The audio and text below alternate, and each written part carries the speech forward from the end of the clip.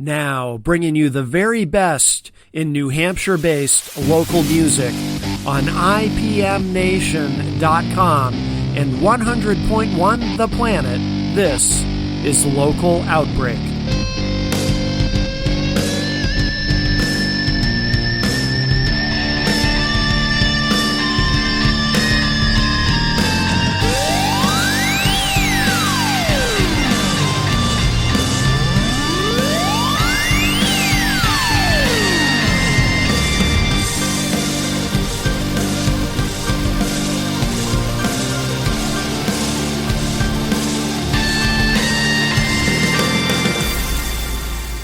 Joining us live in studio, we do have the members of Under the Horizon. We have Matt, Jordan, and Izzy. Did I get everyone's name correctly? Yep. Yeah. Yes, welcome. Matt, you've got a proud papa in studio with you. Yes, I do. He doesn't want to be on a microphone, but I know this man very well from back in the day. Yes, I've heard. Wonderful to see him. And he looks the same. He hasn't changed, which is cool. I get that a lot, actually. I hear that he looks pretty similar, other than the hair. Right. Well, yeah, that's true of all of us. But because when I run into people, when I see people I haven't seen in a really long time, I just expect them to be like, not the same. Sure. Yeah. But he looks the same, which is nice. which is really cool. But no, I love that track. Now the three of, well, actually, so what does everybody do in the band? So Matt, you're the drummer. Yes, I am. Drummer and vocalist. And Jordan. Guitarist, some vocals. And bassist and vocalist. Okay. Now what's interesting about that is and you probably hear this all the time, there's not a lot of singing bass players for whatever reason. No. There's some, but we were talking about that with our guest in the previous hour, Ian Hemme, his project Silicon Kong. He's a singing bass player, but it's not something you see a lot of for whatever reason. But so yeah, is it just the three of you on all the recordings? Because you sound for a 3-piece, and you probably hear this a lot too. But for a trio, you got a big sound, right? Yeah. It's just the three of us. And we thought about adding like another guitarist into the mix, like a lot of bands, they have a rhythm and a lead guitarist. But part of the reason why we started this band was because we were aggravated with the difficulties of our previous bands that we were already in. So we're like, we don't want to add anyone to complicate the mix. So yeah, it's just the three of us. We all really trying to kind of work together to create our sound. And on the album, we wanted, like you said, a big sound, but we also wanted it to not sound impossible to achieve live. You know what I mean? Yeah. Is that ever a challenge? I would say no. No. I mean, there's definitely some times where like it feels a little different, but for the most part, it seems pretty full, like live. Yeah. Which is cool. Yeah, that is. By the way, I have to compliment you on, well, I think I mentioned it too when you walked in, but your shirt, Ace Frehley. Kiss is my all-time favorite band, and me too. I love Ace. Yeah. Oh, very cool. Yeah, 10,000 volts. I remember when that came out, and it people were kind of surprised that it was as successful as it was, I mean, it sounded, was it compared to his last albums? Like, it sounded a little different. It had a different vibe to it, and I liked how it was produced and stuff, and his voice was a lot more... It seemed like he was doing a lot more actual singing than just like talking into the mic and being like, New York. Right.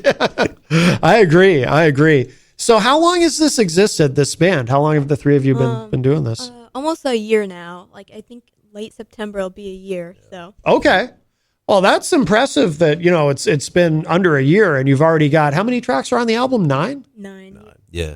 And, and for people watching online here, let me put the overhead camera on so I can show. So Mike gave me a copy of this, Under the Horizon, and I'll kind of hold that up for the camera. Probably I'll hold it up in pictures too afterward. But who did the I like the artwork. Who did the artwork?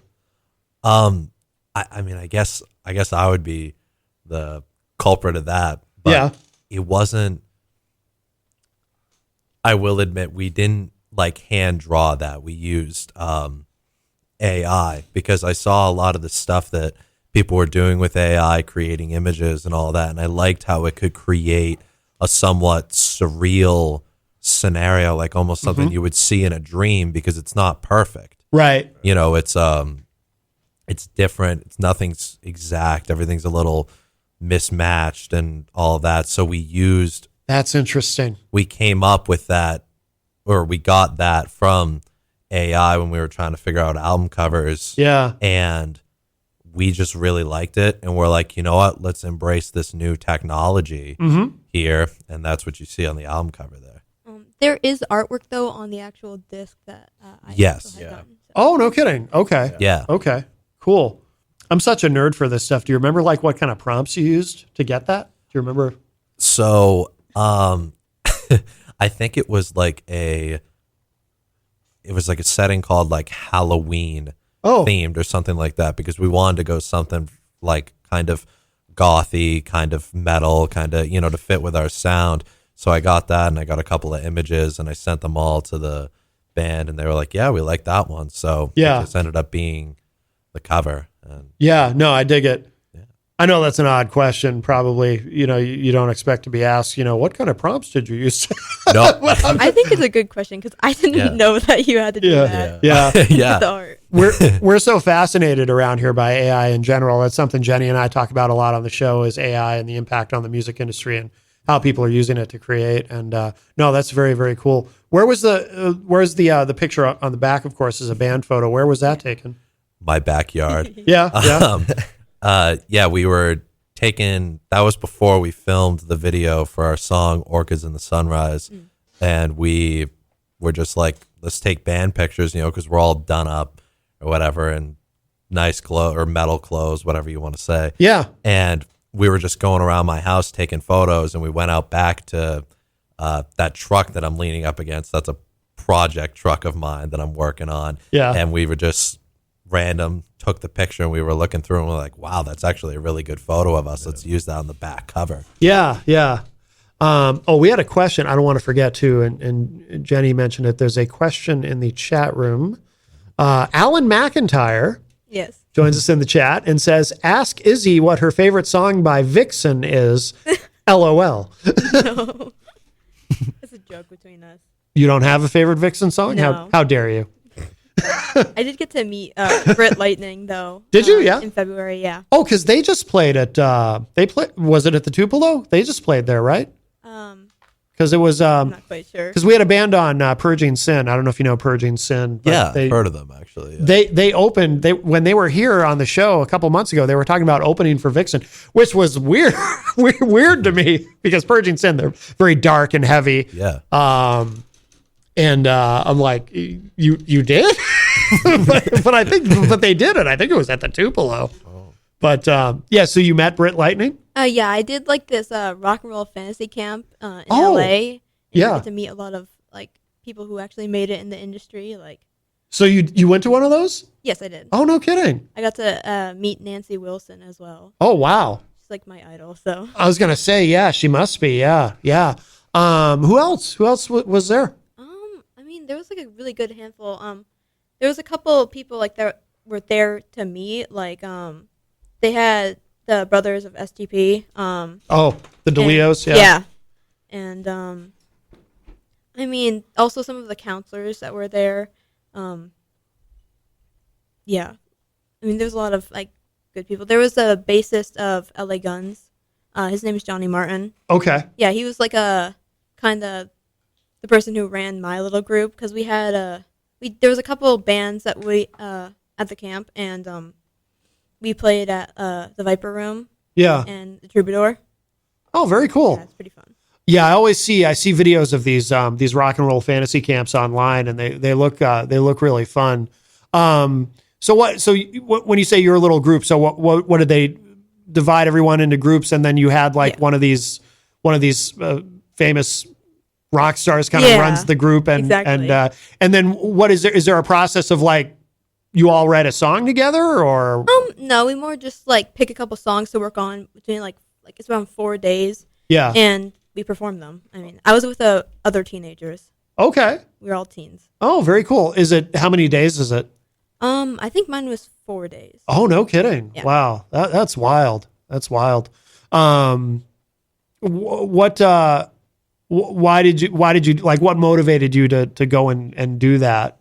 Well, I actually had gotten it as a gift, but mostly to meet Nancy Wilson. Yeah, I'm yeah. a huge fan of her. Yeah. Oh, that's very cool. Is she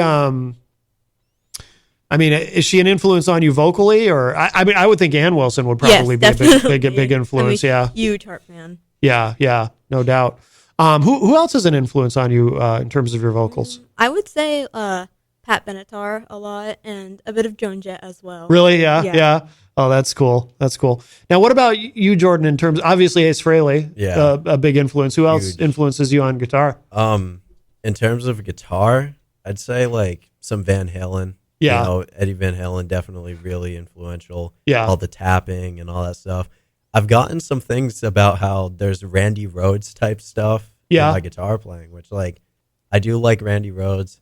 So I'd say him too. Yeah.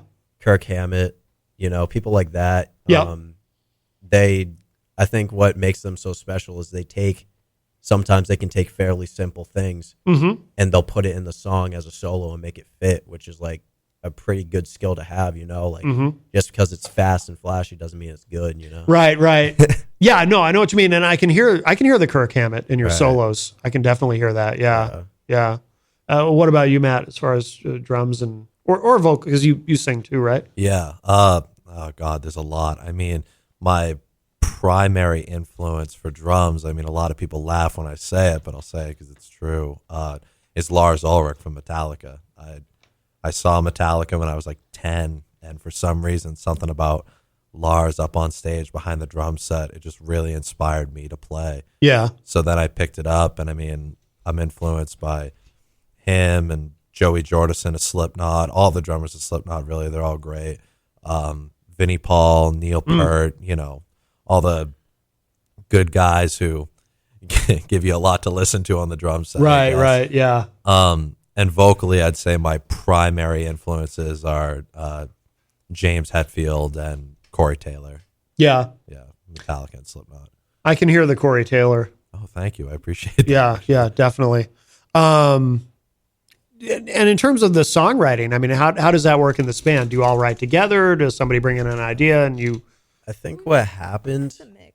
Yeah, it's a mix of both. It's definitely like one person will come in with lyrics, or they'll have like with Izzy Want You, she had the lyrics and she had the, you know, bass notes, you know, whatever the notes were, and I was like, it kind of just formed together. He came up with his drum part on the spot. I made my own guitar part, and we kind of just experimented a couple times, ran it, you know, through 3 or 4 times maybe. That quick? Yeah, it comes together really fast. It's surprising. Well, that's when you know you've really got something, right? When the songs come together quickly, then you know you've got that magic, you know? Yeah. Right. Yeah. Well, I assume some of these songs, because, you know, some of them are you know, that's a fairly straightforward song, but some of them are pretty complex. I mean, I would imagine the more complex ones take longer, or maybe not. I mean, realistically, all the songs that we have wrote, I mean, were at max took us an hour to write and get fully played with, you know, all of us together, or at the very least the instrumental part of it. Obviously, lyrics come later with some songs, but I mean, most of the stuff that we have done, I mean, there were days that we wrote 3 or 4 songs in a day within the span of a 4-hour practice. No kidding. Wasn't it like it was better in and out? And I'm pretty sure it might have been Within My Eyes. I'm not sure though. Yeah, something. Yeah, because we all, you know, because we were, all 3 of us used to be in cover bands. Oh, no kidding. Yeah, me and Jordan were in a cover band together, and Izzy was in a cover band. And actually, how me and Izzy met was that both of our cover bands played in a battle of the bands together. Oh, wow. Yeah. And we both met up afterwards. I'm like, hey, you're really good at vocals. And she's like, yeah, you're really good at drums. So we just kind of like, okay. And then years later, we decided, let's form something here. So we were in our own cover band. So we had all this time to come up with these riffs and songs and lyrics and stuff for the day that we were eventually in an original band, what we wanted to be in. Yeah. So it all came together really quickly. And I mean, we've already started writing for the second album. We have like half of it already. Yeah. No written, kidding. So, yeah. Wow. I mean, I'd say we wrote most of our songs. Like we wrote the 8 songs that we have that are original within like 3 or 4 months. No kidding. Yeah, we had we started recording in April, so Right. Yeah. 3 months, I think. Yep. Oh, by the way, talking about influences, somebody in the chat room made me realize. I think it was Alan McIntyre. Oh yeah, mentioned. I never asked you about bass. I mean, I'm a bass player, so I can't believe I forgot to ask you about your influences on bass. I am curious. I mean, I guess like my bass lines aren't really too complex because I'd say I do I focus more on the vocals. Yeah. Per se, I mean, there are a lot of great bassists that I love, but it is a bit difficult to sing and play the bass, which is why I feel you find a lot less bassists and vocalists. Interesting. Yeah. So you keep it fairly simple. Yeah. Yeah. What about like? Do you approach it any differently? Like if Matt's singing, do you approach that any differently as far as your bass, or do you? I mean, like, as of like our first album, it's still not too complex, but I'm definitely getting more into the creative writing part of bass lines. Okay. Isaac Banks is asking, and this isn't anyone you would know. We Jenny and I are very familiar with Isaac Banks, aren't we? Isaac Banks is asking, Izzy, who are your influences? What's your favorite Evanescence song? Do you have a favorite Evanescence song? Probably more likely that you have a favorite Evanescence than Vixen. Right now it's Going Under. I love that song vocally. It's amazing. Yeah. No, Amy Lee's she's a great singer. Definitely. Absolutely. Now, in terms of the band, and like, do you all as a band, do you have a particular vibe or a particular sound that you try to achieve, or is it more organic? How does that work? I mean, I'd say we have a various amount of sounds. All of our songs are kind of different, but they all still sound like they're made by us. Yeah. That's what I'd say. Yeah. I think my dad, I think he might have been like one of the first people to be like, yeah, I mean, all the songs are like really unique, but they all have a specific touch to them that makes it like, has some identification to us. Yeah. Which is like great. Yeah. We have a different sound on every song, which makes the album seem a little more like experimental, I guess. Yeah. But you can still be like, oh yeah, this is that one band. It's not like there's features on the band or random people just coming in and playing songs or writing songs. It's Yeah, I mean, it's definitely. I'd say that our sound is definitely more metal focused, or at least we're, aiming to be more considered a metal band. But even then, we have a lot of influences outside of the basic rock and metal. But even within that, we like bands that often you wouldn't picture their fans being in the same room. Right. You know what I mean? Yeah. Like, I don't think there's a lot of dinner parties happening with Heart fans, Kiss fans, and like, I don't know, Slayer fans or something like that. I'm using that as an example. Right. But I mean, I think from the beginning, with all our influences combined, we kind of tried to create something like if Heart was written by like Slipknot or something like that, something heavy, but with a little bit of like glam edge of the past or something like that, a sound that most people can listen to, kind of like your second ever metal band you're listening to or whatever, something like that. You know what I mean? Well, what I think too is cool about your sound and a band like this is there's a timelessness to it. Yeah. Because if you just played this for me and I didn't know anything about you and you said, when do you think this was recorded? I wouldn't know. It could have been yesterday. It could have been 30 years ago. Yeah. There's a timelessness to it that I think is really cool. Well, thank you. So, yeah. Thank you. Absolutely. Yeah. Are you playing a lot of shows? Are you doing a lot of live stuff or? Yeah, actually, funny enough, we're doing a show tonight. We're doing one with 2 other bands, Tainted Hearts and Day to Attend. Oh, Day to Attend. We had them on the show recently. Did you? Love Day to Attend. We've had them on a couple times. Oh, they're amazing. I love Jeff's voice. And Yeah, he's a good vocalist. and the new album is so good. Yeah. It's so good.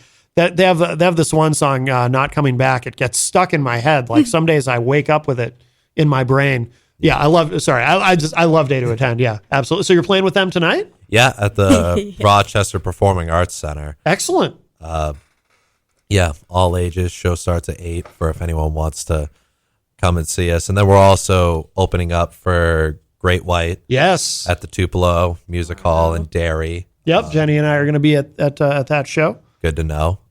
Anyone who wants to come to that again, all ages, 5:30. And then we have we're opening up for Queensryche again. Oh, no kidding. Yep, at Tupelo Music Hall in Derry. Yep. That one starts at 6:30. And then we have Keene Music Fest in Keene at 1:30. I'm looking at my notes here. Sorry. 1:30 to 2:15.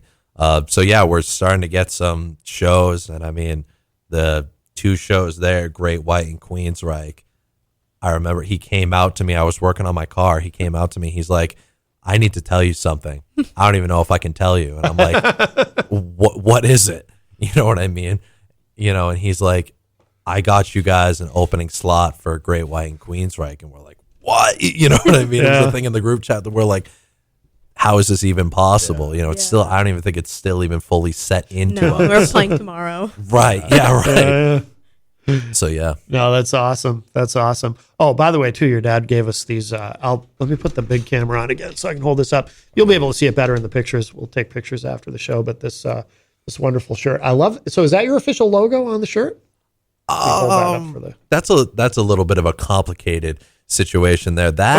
I guess so. Yeah. Like it's kind of like our little, I guess, mascot, you could say. We don't even have like a name for it yet or anything, but it's just something I honestly like sketched out in a little piece of notebook paper and sent to them. And they're like, "We love that." Yeah. Yeah. So yeah, I guess it's our logo mascot. I don't really know. Like I will see it in my nightmares this evening, probably. just so you know, but no, that's cool though. That's cool. You. Yeah. And I mean, you've got plenty of time to, over time you can always maybe come up with a backstory or or whatever, give it a name, like yeah. No, that's cool. That's cool. And I like the where does the name come from, by the way, Under the Horizon? It's funny. So when we first started to like write originals, we were like, yeah, we need a name. And we came up with all these names. I think one that I remember is you came up with Just In because you want like new generation of, artists or whatever. Mm-hmm. I went on wait, what was it going to be? It was going to be Just In. Oh, right? Okay. I went on to Google and searched up like cool band names or whatever. Yeah. And it came up with Over the Horizon or something, or Over a Horizon. Okay. I didn't like that. Yeah. Yeah. So I was like, Under sounds gloomy. Under sounds metal. Yeah. I guess. Yeah. No, it does. It does. Yeah. So, and I came back and I was like, hey, what do you think about Under the Horizon? Yeah. And everybody was like, oh yeah, it's cool. We like it. Yeah. It wasn't until Izzy wrote the title track Under the Horizon where we really like had a meaning behind it. Yeah. Yeah. No, that makes sense.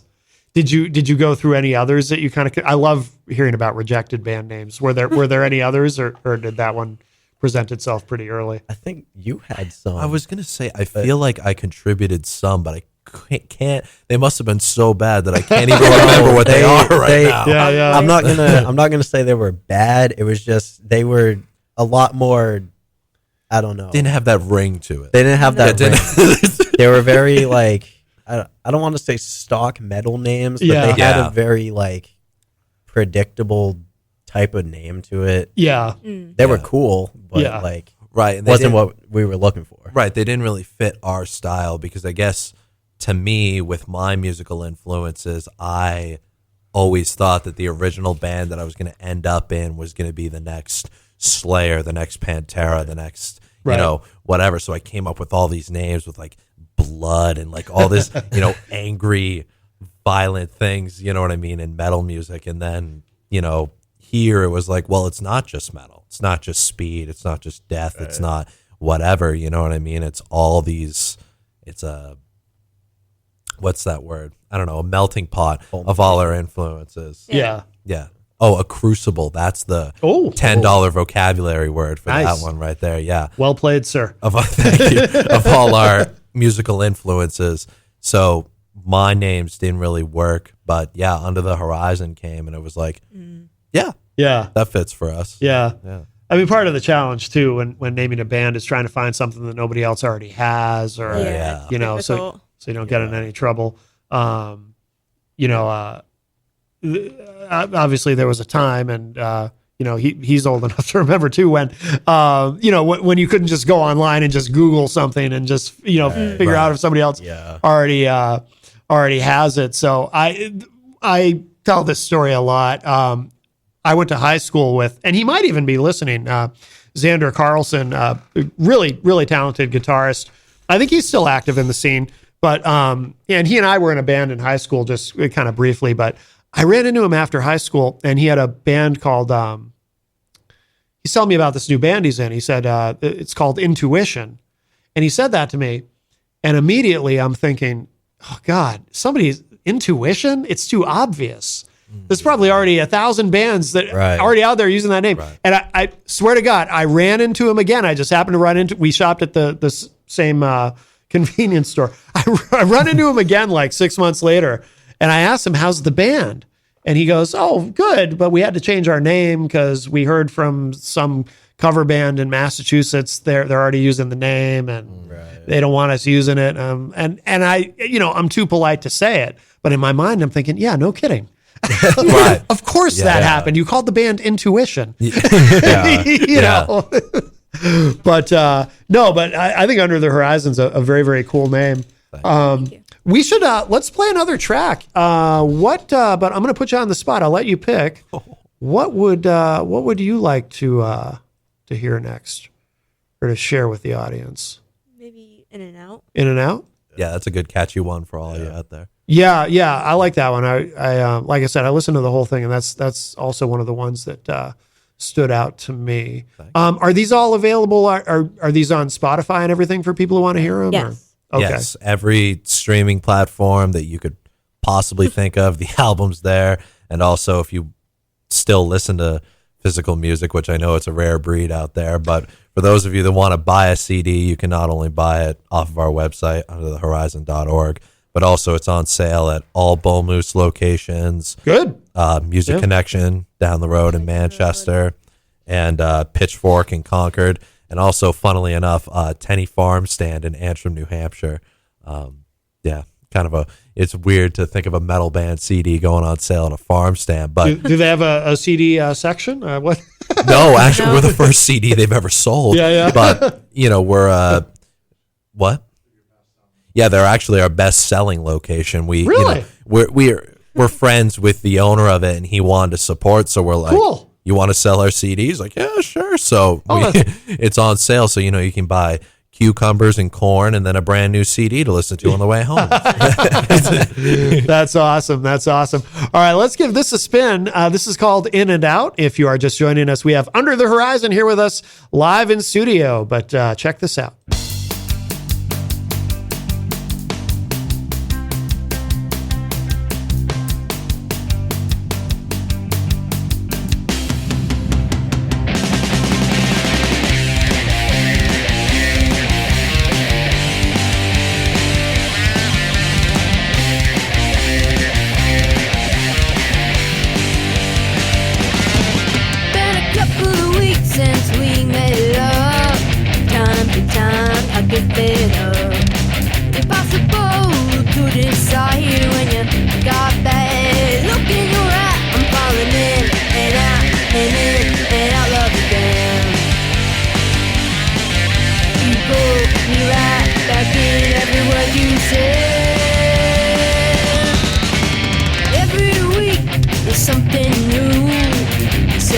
Me, but is it true? So confused on how I feel, but one look at you seals the deal. I'm falling in and out and in and I love again. You got full control and you're using it. You got me.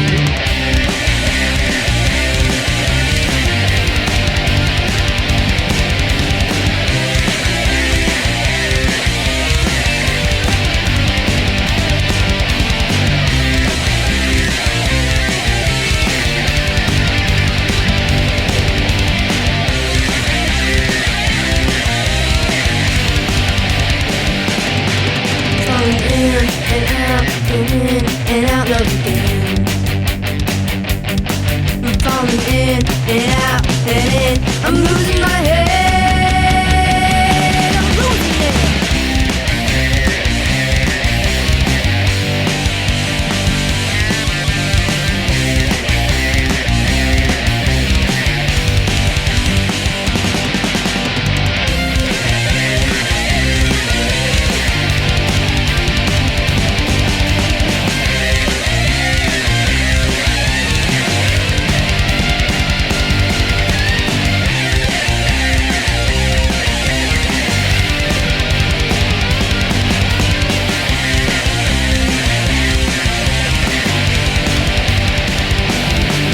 Falling in and out and in and out of the band. In and out and in. I'm losing my head.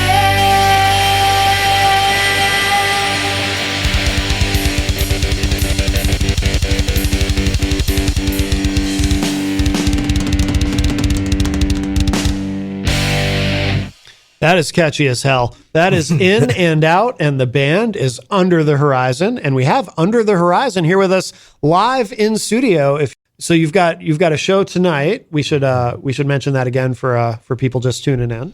Yeah. Show tonight, Rochester Performing Arts Center. All ages, $10 cover charge, and the doors open at 7.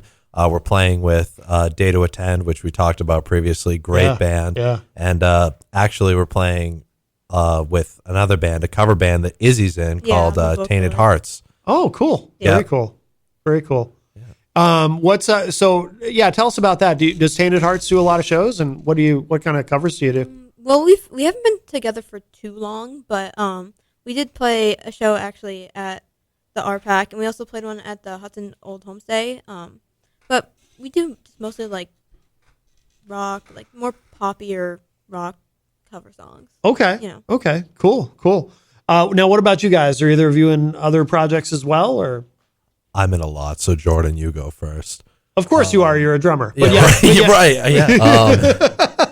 I don't know. I think the only other projects that I'm in is a cover band that he's also in. Oh, okay. Room 301. We covered. I don't really think we have a specific genre that we stick to. Yeah. We just cover whatever is a hit song and sounds Okay. good. Yeah. And Yeah. Yeah, it's Cool. a student-led rock cover band that's actually connected to our high school. Oh, no kidding. Yeah, the high school, when I first came in as a freshman, it was like just starting out. And, they were playing like, Green Day, Nirvana, really basic, intro level stuff. But I could tell that some of the musicians in there were really good. And to be honest with you, I saw the drummer they had at the time, and I didn't really think he was that good. So I eventually found myself behind the drum set, and then the rest was history. So yeah, it's a student-led rock cover band. So we play at like all the school band concerts, along with concert band and choir. But then we also do stuff like school festivals, like field days and stuff like that. And we also do some outside of school gigs. But it's kind of been slowing down a little bit because me and Jordan have been obviously occupied with this band here. Yeah. Yeah. No, the reason I made the comment about, well, of course you're in other bands, you're a drummer, is because it's a subject on the show a lot. I think it even came up when we were talking with Silicon Kong earlier about how every drummer is in so many bands, and because drummers are hard to find. I guess we are. I don't know. Yeah. We're always, every drummer I've talked to, it's like, yeah, I'm in 3 bands. Yep. And me, myself, I'm also in 3 bands. Yeah. So, I guess we're hard to find. And, we just we're like, yeah, whatever. We can do both of these. Honestly, we're pretty bad. We're pretty famous for like cheating as musicians. You know what I mean? We're cheating on our previous bands with other bands and stuff like that. It's pretty bad, actually, but whatever. Yeah. So what else? So there's a third band that you're in? Yeah. Well, kind of. It's like just starting out. Oh, okay. It's a band called Blowflies. They're out of Keene. Oh.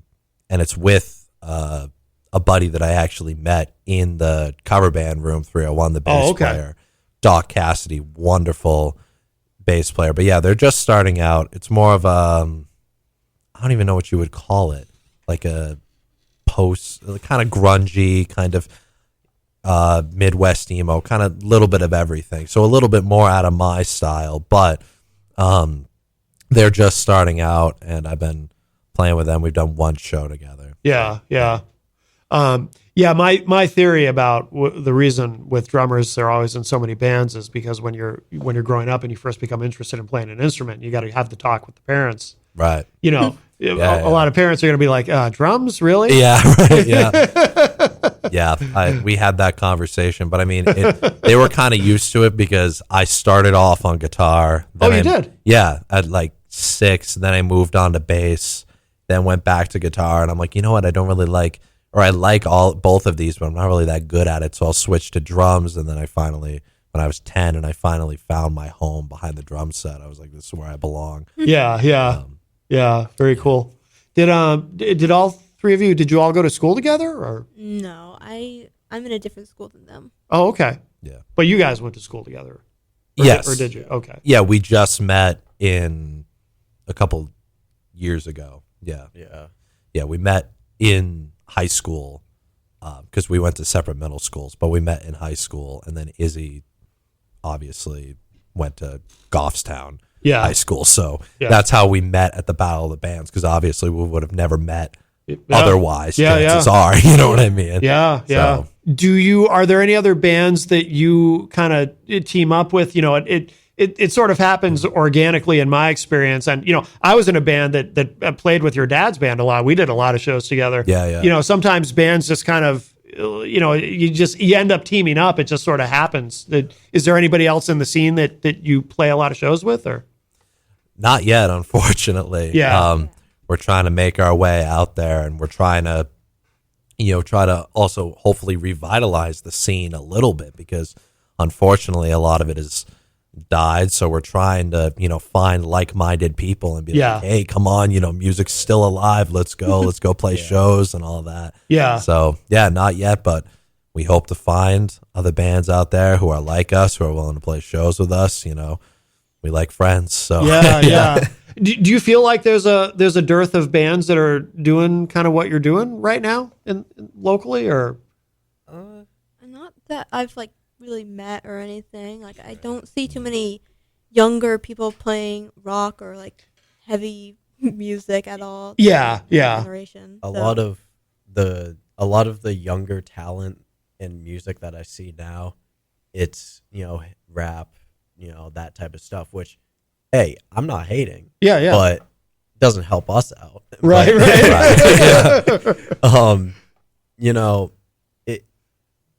I wish there was more younger bands, rock music and stuff, but that's just kind of how it is, today. No, it's interesting that you say that, because, I was talking earlier about how I feel that this kind of music is timeless, but it does occur to me, again, if you were to just play this for me and say, when do you think this was done? I wouldn't know.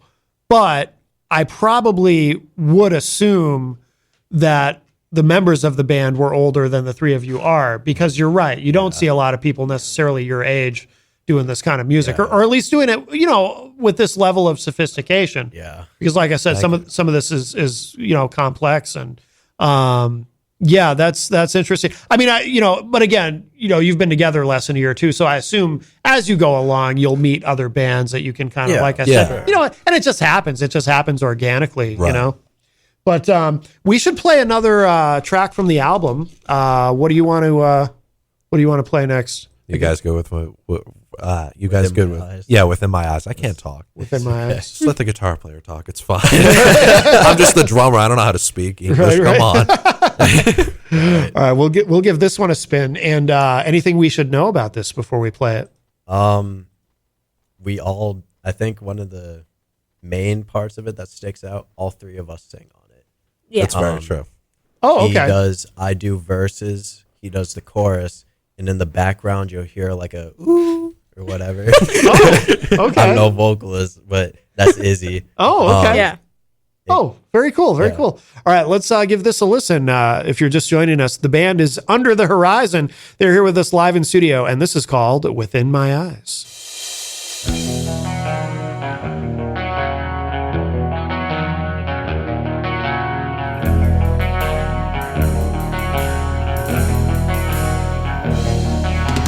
Looking at my face when I see the light, whisper in my ear, they are paralyzed. I can feel the tears falling down the night.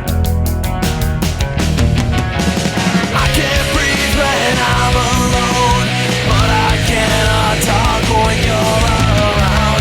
I can't see on my own, but you put my face in the ground. Why can't I just be at home? You spread your lies all around. I just wanna be alone, but you put my name in the crowd. Within my eyes, within my eyes, within my eyes.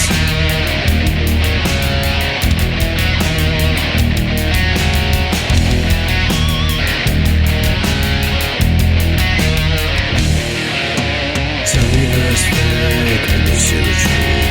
Wrap it on my back, cage it follows you. People let you up, they follow me too. I can't breathe when I'm alone, but I cannot talk when you're around. I can't see on my own, but you put my face in the ground. Why can't I just be at home? You spread your lies all around. I just wanna be alone, but you put my name in the crowd. Within my eyes, within my eyes, within my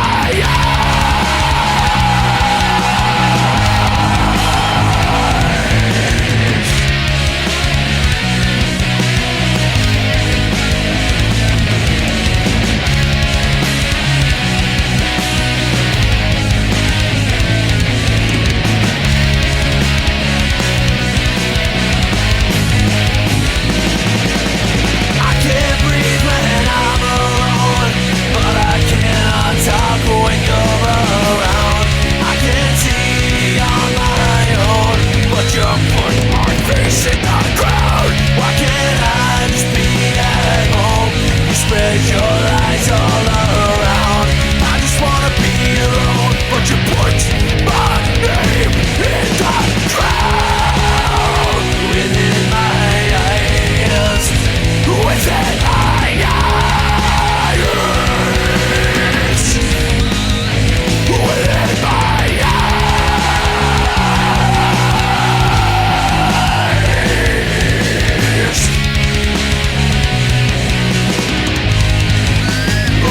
within my eyes.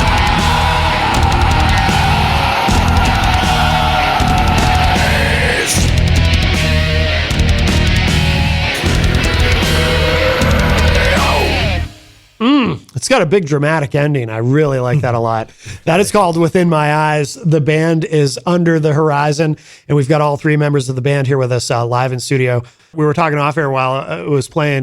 That song's got a touch of grunge, which kind of sets it apart from a lot of these other songs. And Jordan, you were saying when you online on was it on Apple iTunes? Music. On Apple Music, Similar artists, it comes up with like Deftones, Alice in Chains, stuff Yeah. like that. Very grungy, or have that darker feel. I guess I don't know. Yeah. Of course, the drums kind of ungrunge it a little bit Yeah, because you don't yeah. hear double bass usually in grunge. No. There's a band, I cannot remember who they are now. Jenny, you probably don't remember either. It was a couple of years ago we had a band on who very grunge except for the drums. It was a 3-piece band. Female singer. I can't. It's not ringing a bell for me. But there's a band from the area who, they're like very grunge, like not just a hint of it, except the double bass drum, which is cool because it's a different sound. But I I cannot. I can picture them too, but I cannot remember the name. It'll come to me later on in the day when it no longer matters. But anyway, but I really like that track. Now, where do you record? What's the recording process like? My house. We started recording the drum tracks. We recorded that down in the band room. We recorded in April, and it's in pretty much my basement is the band room. But so it was so cold. These poor guys were freezing their fingers off, and we recorded the drum tracks in pretty much like a day and a half maybe, and then we moved upstairs into my attic for the guitar tracks, and then we recorded vocals in my bedroom. So pretty much half of the house was a recording studio for like a week. Yeah. But just recording it anywhere we could. I say it would be more than a week. I don't know. How long did we record for? I don't know. I forget. Probably a couple weeks at least. Couple, maybe. That's 9 3 songs. weeks. He's saying 3 weeks. 3 so weeks. Yeah. Yeah. Oh, very cool. No, that's a good way to do it. It's we live in an era too where you've got so many different options in terms of how you record. So, do you? I think you had said earlier too. You're already working on new material. Is that correct? Do you have plans to record it soon, or are you kind of focused on the current album right now? I would say the current album right now. Yeah. And with the gigs that we have coming up, I feel that's what we're Right. focusing on more than original new music. Right. Yeah. Although speaking on gigs that are coming up, we're playing 2 of the new songs at the show Oh, tonight, like songs that are going on the next album. No one's heard it, but we had extra times where we're like, we'll give the audience a little sneak peek at what's to come. So if any of you guys that are listening right now are coming to that, you'll get to hear 2 new songs that you can hear right now. Oh, very cool. Yeah. Excellent. Are you gonna? The current run of shows. Obviously, you're keeping very busy. Are you going to try to keep up that pace? Or a lot of bands kind of slow down in the winter, or that's when they kind of shift to recording or writing. Or I mean, we'll just have to see how things go. Yeah. I'm hoping that the energy that we have right now follows through even after the shows. Yeah. But like she said, only time will tell. Yeah. Yeah. Well, you're off to a great start. That's for sure. Thank you. And where should people go online to keep up with everything that y'all are doing? Where's the best place? I mean, we're on a lot of different social media. So Right. Facebook, Instagram. Yep. If you just look up Under the Horizon, Yeah, basically. should come up. Yeah. Yeah, and our website too, underthehorizon.org. That's a good place to come see new, hear the music, news, get some photos if you want to, join the mailing list, and we also have merch on sale over there. So Excellent. Under the Horizon. Thank you again, all 3 of you. thank you for having us on. Thank you. This has been wonderful. And what track should we play to end the show today? Maybe Under the Horizon. Under the Horizon. Ah, yes, the your title track, if you will. Anything we should know about this song? It has a really sad, dark story to it, but I wrote it on someone that I had lost a couple of years back to suicide. So. Oh, wow. Yeah. Okay. So this is about that. Yes. Yeah. Well, I always say it's something we talk about on the show a lot is, if you can take something negative, but create something from it, that's really kind of the best way to deal with things. That's it's such a great form of therapy to be able to take a traumatic event, but then do something creative with it. So we will end with this, but thank you to everyone who joined us today. And we leave you with this. The song is Under the Horizon, and the band is Under the Horizon. And we'll talk to y'all a little bit later. Bye, everybody.